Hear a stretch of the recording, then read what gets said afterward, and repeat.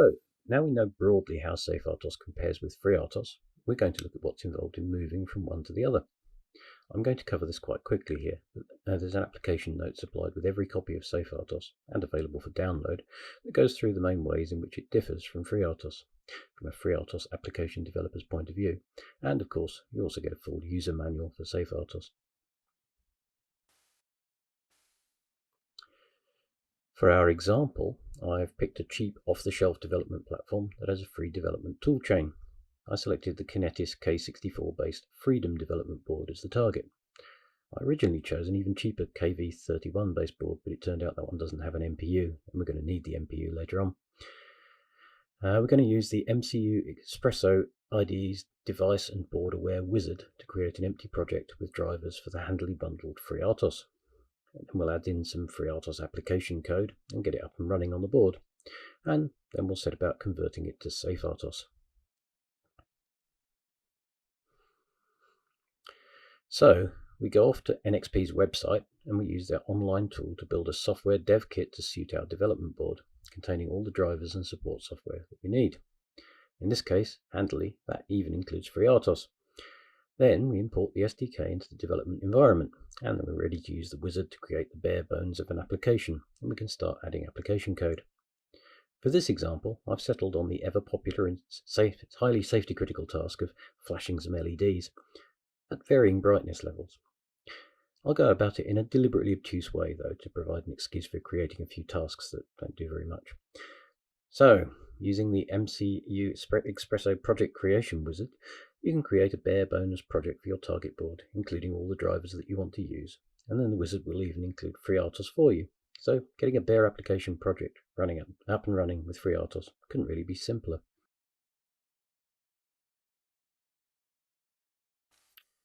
And here's one I prepared earlier. I created it using the wizard. I've kept this really minimal in the SDK, adding just FreeRTOS and the GPIO drivers. The SDK and wizard take care of stuff like clocks and pin mucks for us, and you can include loads more stuff ready-made. For example, you can select a TCP/IP stack and the AWS IoT support library if you included them in the SDK, so you can get going really quickly with a substantial amount of the code that you need to do useful stuff already in place. But we've not got very long here, so we're sticking with LEDs. It's also a reasonable idea to omit the semi-hosted debug console, as they usually give you grief as soon as the MPU is involved. So this is what main looks like to start with. You can see the FreeRTOS source among the files included with the bare project.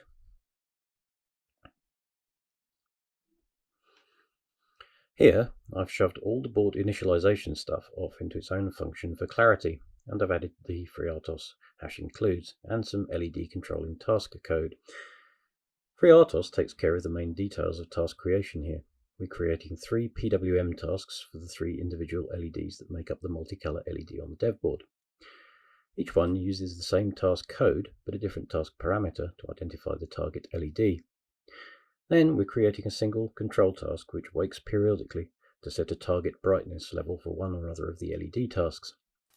We've got a mutex controlling access to the globals that are used to pass these brightness levels into the LED tasks from control.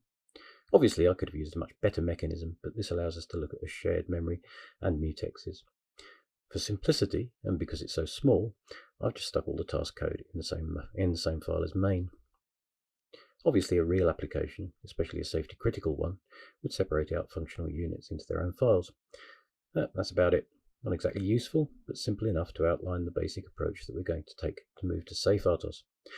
It gives us some key points to look at, which are common to all applications.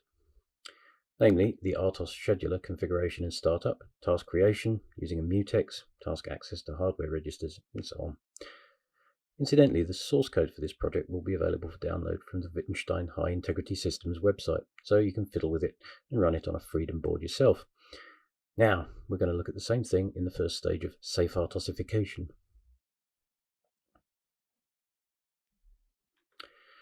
To begin with, we're going to stick with everything in supervisor mode, like the FreeRTOS demo, mostly because that's much more likely to work once we get it compiling again. This is an approach I often recommend when migrating existing code, because it means that you can get stuff going before getting involved with access violations and unexpected memory accesses. Unfortunately, because of the need to statically allocate everything and to confront details that FreeRTOS doesn't bother you with, the task creation and scheduler startup are going to get a bit more complicated looking, although the actual application task code will be pretty much the same. But first things first. So we're going to delete the FreeRTOS source code and replace it with the SAFERTOS source. For the downloadable demo, the full SAFERTOS source code won't be included. Otherwise, everyone would have to sign a license agreement. So instead, what we do for web demos is we include a library version of SAFERTOS and the relevant SAFERTOS headers.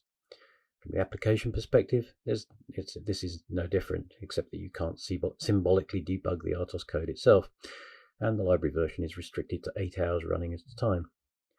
So go ahead and bin the FreeRTOS source code and drop the SAFERTOS code in instead. Adjust the project include path settings to suit. With wizard generated project, remember to fix up the include paths and, crucially, the paths and symbols section under the C++ general. You won't need this in vanilla Eclipse, but the wizard generated project has some little wrinkles like this. Replace the FreeRTOS hash includes at the top of main and elsewhere with the one SAFERTOS API include. That's the only bit that's less long-winded than the FreeRTOS equivalent. And replace the FreeRTOS config.h with SAFERTOS config.h, making sure its contents match the target system. Next, we need to provide some essential stuff for SAFERTOS. Remember, every task stack, every buffer needs to be statically allocated and passed in by the application engineer. This can be a bit daunting. SAFERTOS, like FreeRTOS, has an always present idle task to ensure that there is never a situation where there is no task to schedule. In SAFERTOS, we need to provide the idle task stack buffer explicitly, and we need to make that buffer compatible with the native architecture's restrictions around MPU specifications too. We also need to provide, at minimum, an error hook function.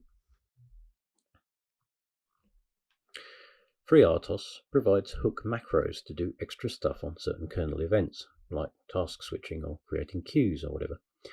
We don't like applications applied macros in the kernel in SAFERTOS, so we have a small set of predefined kernel callbacks that use what we call hook functions, passed in when the kernel is configured.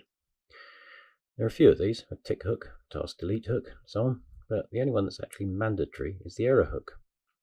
This is because of the notion, intrinsic in safety critical systems, of a safe state, providing a safe failure state. If the SAFERTOS kernel detects some memory corruption or other error from which it is unsafe to attempt any sort of recovery, then it calls the error hook function. This function has the responsibility for ensuring that the system enters a safe state. Perhaps it's to turn off motors so your robot arm isn't randomly thrashing about, or perhaps it just loops indefinitely waiting for a watchdog reset. It's highly application specific. Anyway, the error hook is mandatory whether we really need it for our LED flashing application or not. So I've added a module called hook functions and put a minimal error hook function in there.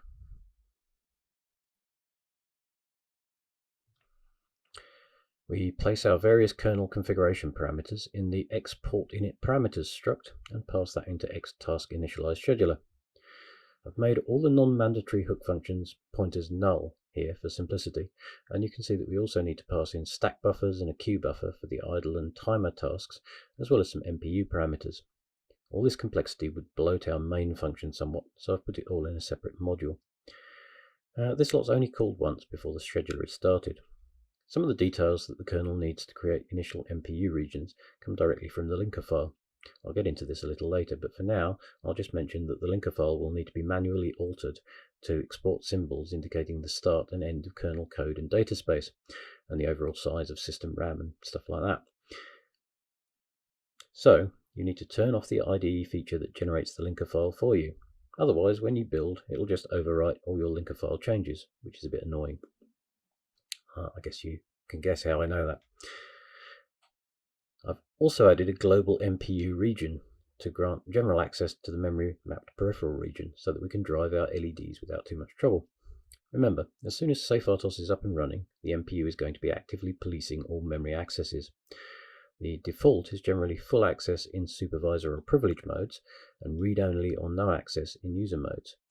but it's often possible to accidentally prevent supervisor access in some or other task, whereupon any interrupt that fires while that task is running is apt to fall over.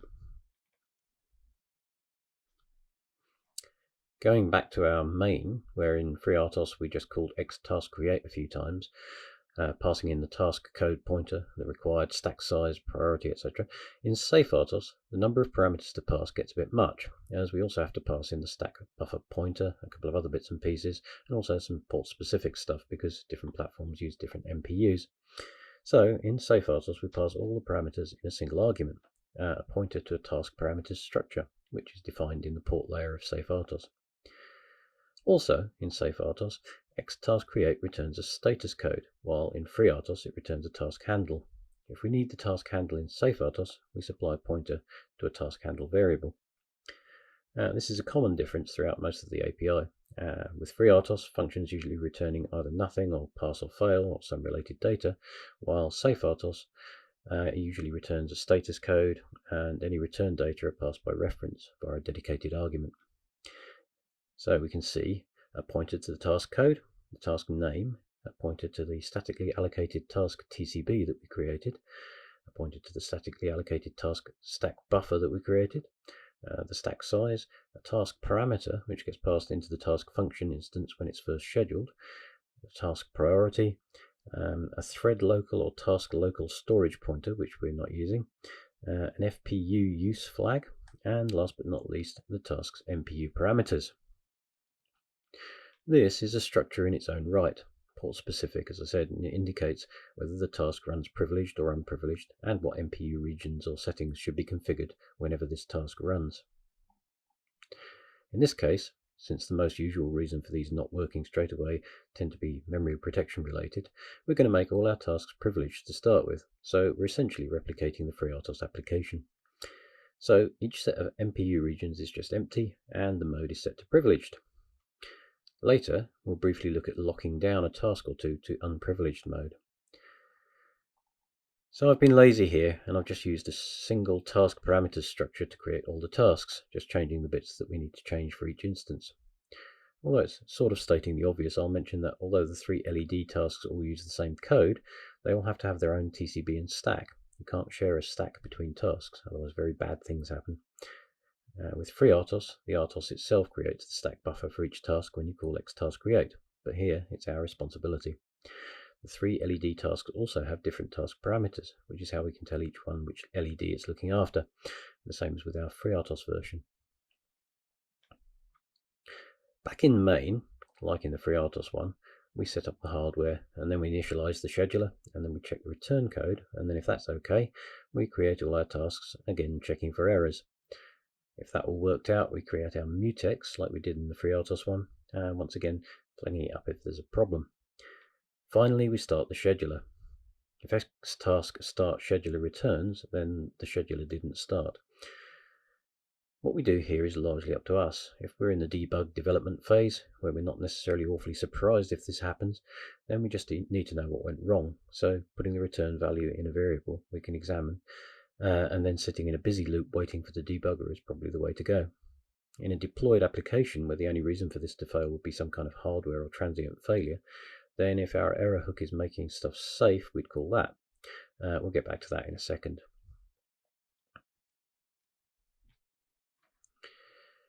One other thing that we need to do is to sort out the interrupts and exceptions that SAFERTOS uses. FreeRTOS uses these too, of course, but on a Cortex-M and with the ARM SimSys stuff in place, the way these are integrated is fairly slick and dealt with just by using the SimSys names for these handlers in the RTOS itself. These are the ones we need. The SVC handler, which we use for privilege escalation from user mode, among other stuff. The PendSV handler, which deals with context switching, as on the FreeRTOS port, and the sysTick handler for our system tick, which is typically set to fire at 1 millisecond intervals. With this particular example, we can't just use the usual dodge of defining the SAFERTOS names to be the SimSys names in the SAFERTOS config H file, because the demo file for the web contains a SAFERTOS library, not the SAFERTOS source code, and the symbols can't be changed. So I've commented that bit out and done it the other way around, defining the SimSys names in the startup file that populates the vector table to match the SAFERTOS ones, like this. Now, getting back to the business of the scheduler not starting, let's just suppose, for example, that we forgot to put one or other of these vector table entries in. An RTOS can actually kind of run with some of these missing. If the systic were missing, for example, so long as all our tasks voluntarily yield, it would look like things were working. It's just that the tick count would never advance, there'd be no preemption, time delays and timers wouldn't work and so on. SAFERTOS is pretty fussy though, and it checks stuff like the vector table at startup, and if the proper entries aren't in place, it'll return an error code instead of starting. So if that happened, we'd look at the return code from xtask start scheduler, -27 in this case, and we can look that up in the kernel header file, projdefs.h, to see what it means. Here we go, error in vector table. So that would tell us that one or other of the vector table entries was missing or incorrect. This might happen because of linker errors or oversight or whatever. So if your scheduler doesn't start, check the return code and look in here to get an idea of why. Common reasons are stuff like issues with some of the kernel tasks' stack buffers, perhaps the wrong alignment or inadequate size, that kind of thing. The error codes returned by all SAFERTOS functions can be looked up here in projdefs.h to figure out what went wrong, and obviously these codes can be tested for in your application so that it can properly handle common errors. Okay, so we've got to the point where our app is now basically a SAFERTOS version of its former FreeRTOS self, with everything working in privileged mode, and all the complicated SAFERTOS kernel startup and static stack and buffer allocation taken care of. I've glossed over the actual API differences. You'll need to change a lot of the RTOS function calls to the SAFERTOS paradigm, where the return value is usually an error code, and most of the RTOS related type names are different, and so on. But we've covered the essence of the conversion. If you have the demo code from the web, you can run the privileged mode SAFERTOS version and see that it runs just as the FreeRTOS one does. Well, it'll stop after 8 hours because that's a deliberate limitation in the web demo SAFERTOS library, but basically it's the FreeRTOS project running on a SAFERTOS kernel. Now, let's briefly look at what we would do to start locking down tasks that don't need to run in privileged or supervisor mode. Let's say our 3 LED tasks should run in user mode. They all access a global array of brightness request values and also the handle of the mutex that controls access to them. So the LED tasks will need to be granted specific access to these things. To do this, we're going to need to place these variables in a named section and then create an MPU region that grants access to everything in that section. This involves fiddling with the linker file some more. Remember I mentioned that we exported certain symbols from the kernel for the kernel configuration and to turn off the thing that generates the linker file. So, with this compiler, we use an attribute directive to place these things in a section that we're going to name shared data. In our linker file, we'll create a shared data section, and everything with this attribute will get placed into it. We'll also export a symbol from the linker file that tells us the start address of this section. The size I've just hard-coded to 128 bytes because here that's big enough and it's quick and easy to do. And here's what that looks like in the linker control file. I kind of glossed over this earlier, but we also need a section for the kernel data and another for the kernel code, and all those sections have associated linker symbols that we create and export from the linker file. Here you can see our shared data section, which is aligned so that we can match an MPU region to it, and the symbol giving its start address, link start shared data, which is declared as an extern in our C file. These sections are in fact over-aligned for the Kinetis MPU. Out of habit I aligned them on their size, which is what you'd need to do for an ARM MPU ordinarily. But the Kinetis MPU requires only 32 byte alignment, I think, with no particular size constraints apart from a certain minimum. So the symbol is created in the linker file here, and it gets used here where we specify the MPU region that we need when we create the task that will use it. These linker file symbols look to the compiler like any externally linked symbol, i.e. they represent a symbolic name for an address. So to get the address of the start of our shared data region, we take the address of link start shared data. Don't make the mistake of using it as a variable, as then you'll get whatever data is stored at that address, which isn't what you want. I declared it in my C file as an array, so I don't need to use the address of operator, and hence I couldn't forget to add it. But this is purely a style thing. It's arguable if it's better to declare it as an int or something and just explicitly take it as address. Here, as I said, I've just made the shared region a fixed size hard-coded in both the linker and source files for simplicity. 128 bytes is more than enough, and we're just storing 3 words and a mutex handle. So our task MPU parameters now look like this for our LED tasks. We set the tasks to unprivileged, and we make the first task configurable region cover the shared data area, providing unprivileged mode access. Whenever this task is switched in, that MPU region will be configured to grant that access, and whenever it's switched out, that region will be unconfigured again, denying access. It's worth mentioning that each task automatically maintains an MPU region granting access to its own stack, so that and that no regions are needed for TCBs or queue buffers, as these are always accessed in privileged mode by kernel code. If we run our code again, it should work as before, except now, if any of the LED tasks tries to access data outside of its own stack or the globally granted peripheral address space or the shared data region, then the MPU will immediately raise an exception. And that's about it for this quick walkthrough. So you can see that there's a fair bit to be done, quite a lot to think about converting from FreeRTOS, but most of the overhead is to do with managing memory and nailing everything down to fixed and known places and sizes for the lifetime of the application. All stacks, even the kernel task ones, are the responsibility of the app developer. Nothing is created for you behind the scenes. The same with task control blocks and queue buffers and so on. You need to know what size everything needs to be, and it forces you to think harder about where in memory things get placed and what will be overwritten should this buffer overflow, how we can prevent that, what's the most stack space we're going to need in the event of all our interrupts firing at the same time, nested one inside the other, and so on. Then we have to manage the MPU settings to police access to all of this. One of the few things that SAFERTOS does do for you is to manage an MPU region for each task that covers its own stack. Oh, and the RTOS defined type names are all slightly different. Generally though, the application task code remains pretty much the same. Thanks for watching, and remember there are other videos and more free resources on our download center.